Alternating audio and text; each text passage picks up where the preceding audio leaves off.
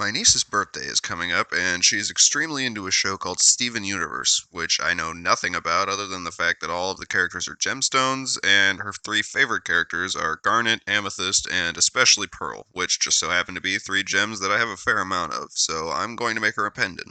So the plan is to form this abalone in a way that the pearl and cabs are situated around it. Not entirely sure yet exactly how I'm going to do it, but I'm going to go ahead and cut out the abalone so I can see how it all wants to fit together. Before I do that, though, I'm actually going to get the post ready first to give me some time to think on it. So here's the pearl I'm going to be using, and as you can see, I've already gone ahead and partially drilled into it. So to start the post, I need to use some wire that matches the gauge of the hole, and it needs to be pretty sturdy because it's pretty much the backbone of the setting.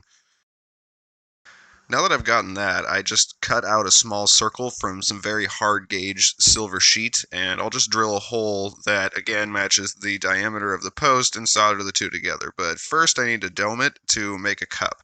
And I'll do that by taking one of my circle burrs and pressing the inside of the metal to make a dish.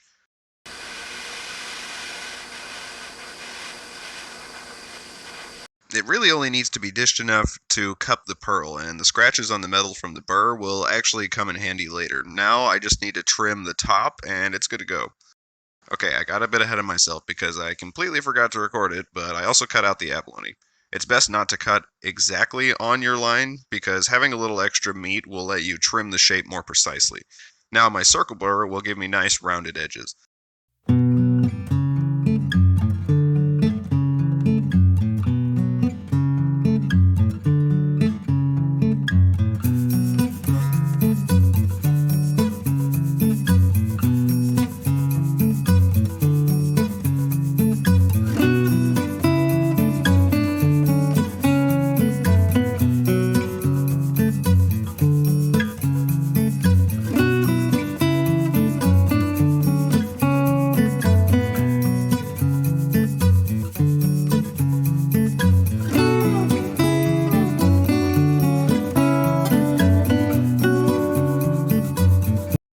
Now my shape is much better, and the pearl will fit snugly into the hole. So before I go any further, let me go ahead and explain the plan. Alright, so basically the goal is to have the abalone as my main piece, the pearl nestled inside the abalone, the garnet above the abalone, and a teardrop amethyst at the point where my loop will be. These are pretty much all going to need to be prong settings because cups would not really go together as well, and that means that the back plate, prongs included, are pretty much going to need to be one piece of metal because too many solder joints are really going to make some weak spots. To do that, though, I'm going to need to make an Amethyst Cab, so I picked this one that has some deep color and some really nice clarity, so I'll start cabbing that now.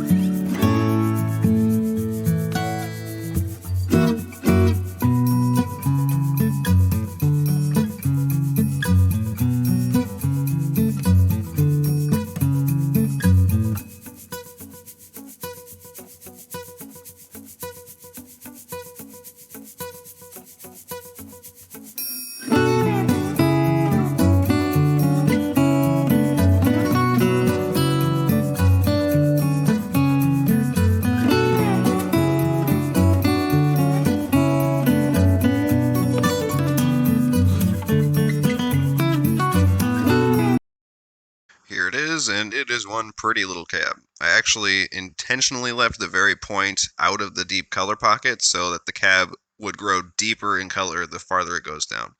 Alright, now that that's done, back to the pendant. One thing you'll probably notice about me as you watch my videos is that I can be ridiculously indecisive during my projects. I laid all the pieces out and realized I didn't like the look of it. So now the plan is to carve some notches in the abalone and move the garnet to the bottom center, and that's really going to make the stones nestle into the abalone a lot better, as opposed to just kind of piling everything on top or around each other. So I'll just grab my rotary tool and that circle burr and carve those notches now.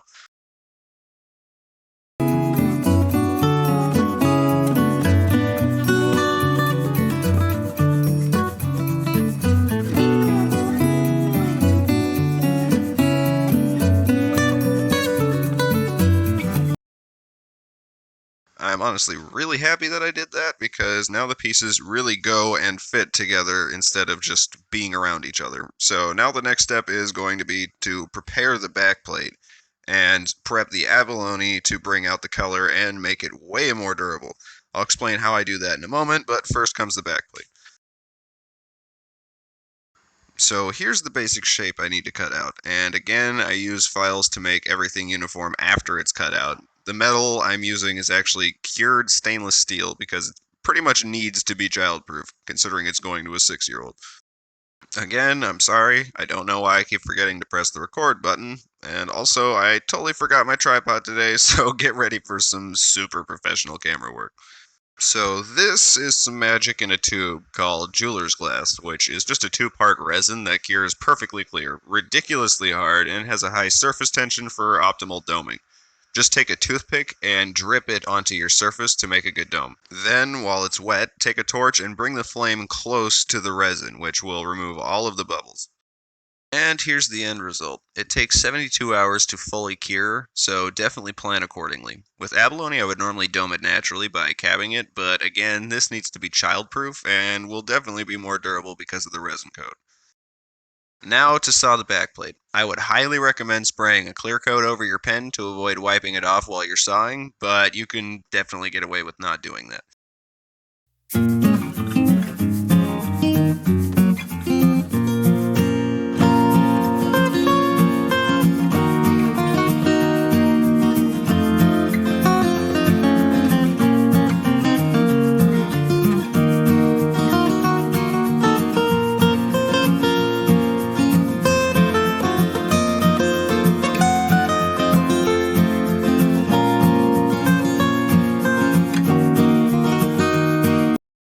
Alright, so here it is, and you can see how everything is going to fit into place. Now I marked a center spot to drill a hole where the pearl's post will get soldered into place, and I can trim up after everything is finished.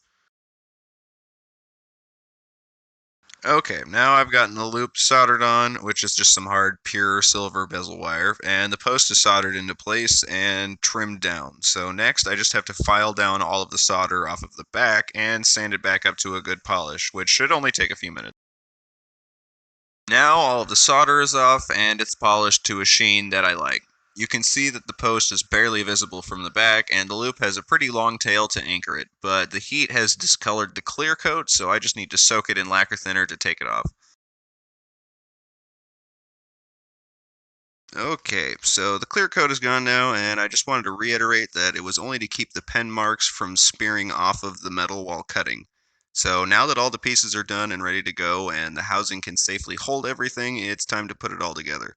The prongs by themselves are not going to be strong enough to hold everything alone, as is often the case, so you want to find the strongest and fastest curing epoxy you can get your hands on to glue each piece individually to the back plate as well as the pearl onto the post.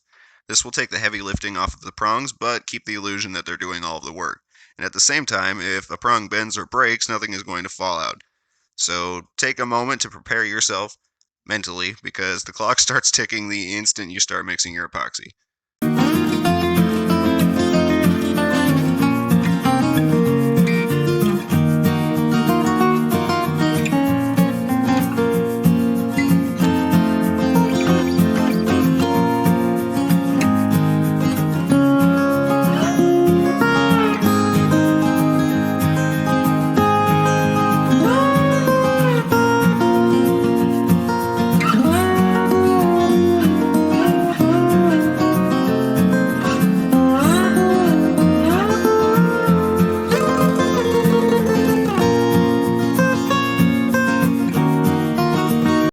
Alright, now all of the pieces are attached and extremely sturdy, and I actually really like the way this piece is turning out, and am very happy I changed my mind on the design halfway through. So now I can start filing to clean it up.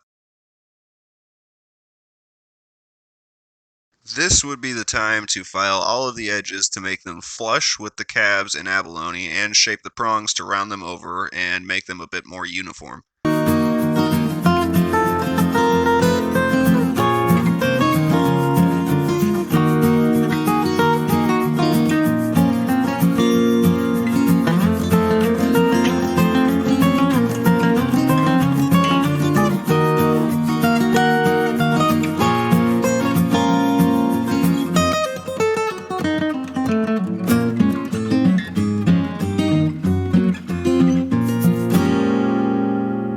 Alrighty, now the pendant itself is done, and I think it came out looking great. So now all that's left to do is make the cord to finish the necklace.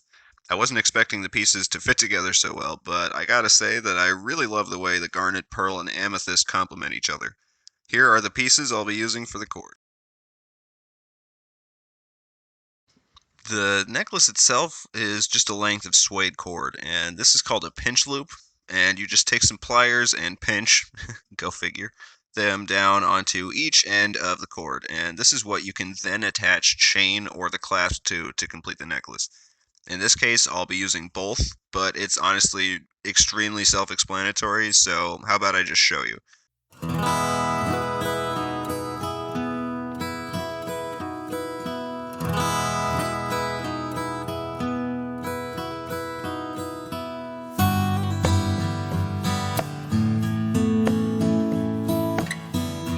And just like that, it's finished. I'd say it came out looking gorgeous too. Probably a little above and beyond the typical gift for a 6-year-old who would more than likely be just as happy to get a toy, but hey, she better know how much I love her, dang it. I just wanted to say that I'll be finishing up editing Florida videos around the time this one comes out, so look forward to some somewhat different content coming out soon. And as always, thank you so much for watching.